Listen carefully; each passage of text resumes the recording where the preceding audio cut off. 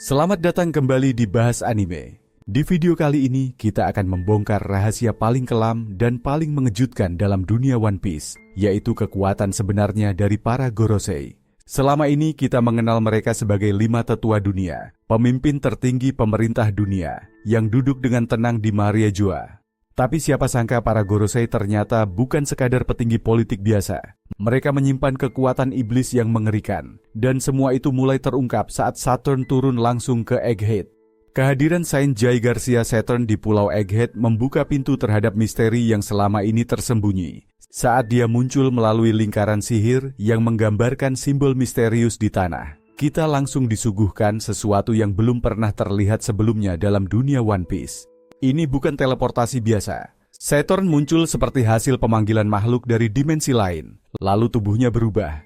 Dia mengambil wujud menyeramkan, dengan tanduk melengkung, tubuh besar, kulit gelap, dan kaki laba-laba.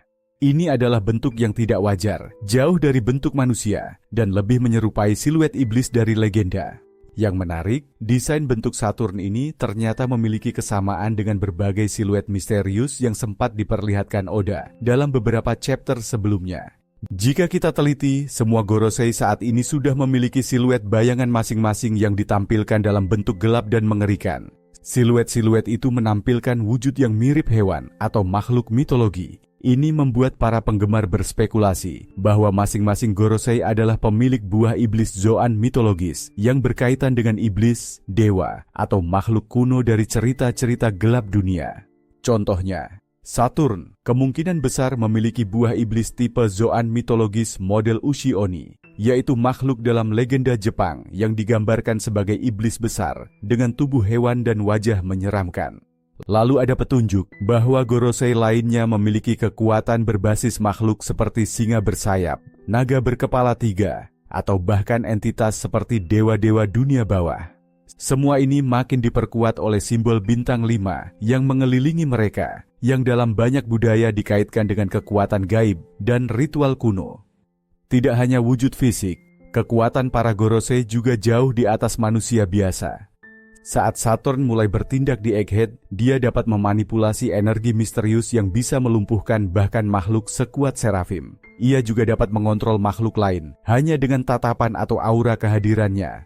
Hal ini menunjukkan bahwa kekuatannya mungkin melibatkan semacam hakikat dominasi absolut, sesuatu yang melampaui haki biasa.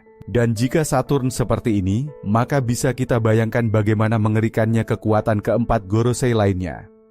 Oda seolah sengaja memperkenalkan satu persatu dengan perlahan untuk membangun ketegangan menuju konflik puncak. Dalam struktur cerita, kehadiran Gorosei sebagai pengguna kekuatan iblis memperjelas bahwa mereka bukan sekadar simbol politik, tapi juga senjata utama pemerintah dunia di masa perang besar yang akan datang. Apakah mereka ini hasil eksperimen kuno? Atau mereka sudah seperti ini sejak awal?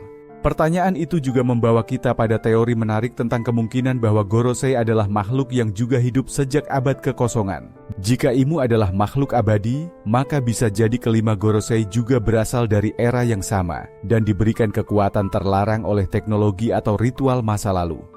Kemungkinan lainnya, mereka diberikan kekuatan itu oleh Imu untuk menjaga dunia dalam bayang-bayang.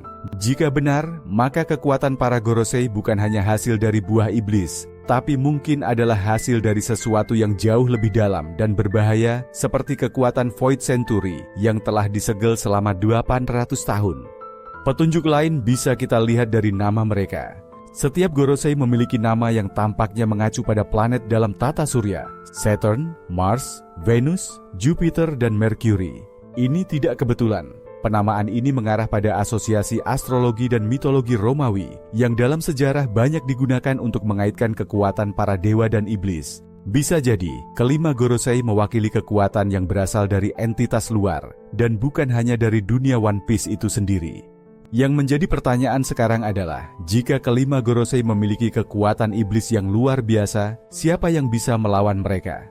Luffy mungkin adalah Joy Boy yang baru, tapi apakah Gear 5 cukup untuk menghadapi 5 makhluk setingkat dewa? Ataukah kita akan melihat aliansi dari bajak laut terkuat seperti Shanks, Dragon, dan Law untuk menghadapi kekuatan tertinggi pemerintah dunia ini? Atau mungkin senjata kuno seperti Pluton dan Uranus benar-benar dibutuhkan untuk menghancurkan kekuatan Gorosei? Kita juga belum tahu apakah Gorosei bisa mati seperti manusia biasa. Jika kekuatan mereka berasal dari buah iblis Zoan mitologis tingkat tinggi atau hasil rekayasa Void Century, bisa jadi tubuh mereka mengalami regenerasi konstan atau tidak menua. Mereka mungkin adalah entitas abadi yang tidak bisa dihancurkan, kecuali dengan kekuatan yang juga berasal dari masa lalu. Dengan semua petunjuk yang telah muncul, satu hal kini sangat jelas. Gorosei bukan sekadar penguasa dunia. Mereka adalah senjata hidup. Dan jika satu Saturn saja sudah cukup membuat Egghead kacau, maka bayangkan apa yang terjadi jika kelimanya turun langsung ke medan perang. Jadi, menurut kalian, siapa sebenarnya para Gorosei? Makhluk abadi? Pengguna buah iblis kuno? Atau monster dari Void Century yang dikendalikan Imu? Tulis teori kalian di kolom komentar. Dan tentu saja, jangan lupa like, subscribe, dan nyalakan lonceng notifikasi. Karena Bahas Anime akan terus hadir membongkar rahasia tergelap dunia One Piece hanya untuk kalian.